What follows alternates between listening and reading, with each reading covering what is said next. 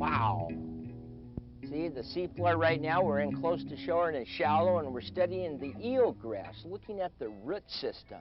It's amazing what you can see with these cameras. Hello everyone, I'm Dale Doc Temke, the owner and operator of TFR Film Research, or as I like to call it, TFR.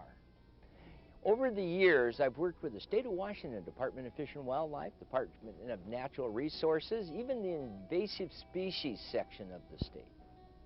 We've come together on a joint venture, and it's been mandated by the Washington State Department of Fish and Wildlife, as well as the Governor's Office, the Department of Biology with the University of Washington, and lately the Quinault Tribal Fisheries Nation has really stepped up and sponsored us. We were able to get into a river system and remove 1,800 pounds of derelict nets with dead sturgeon in them many times.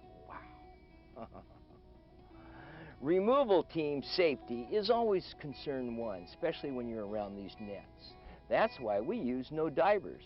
You see, the cameras fly on their own, searching, then attaching themselves to the debris or ghost net or derelict gear that's lying on the seafloor. Then we bring it to the surface for safe disposal. Yeah.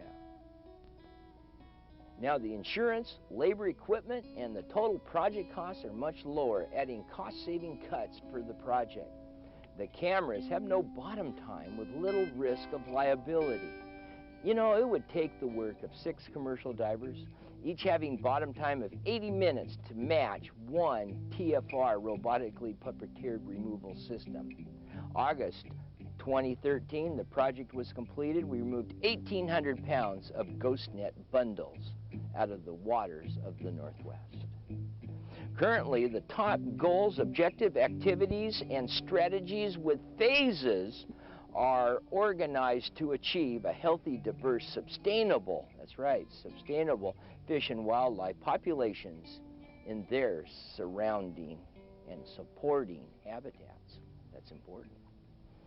You know, we want to locate, identify, and remove derelict gear, pernicious debris, including invasive species, and study the dissolved oxygen problem in the dead zones in this 22,000 miles of shoreline waterways in the Northwest, fresh and saltwater estuaries.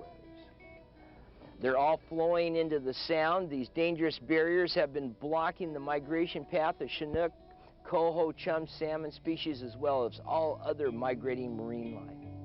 TFR estimates that a minimum of 5 years researching the knowing gill netting grounds, along with other commercial and recreational water activities, is required to complete this phase 1.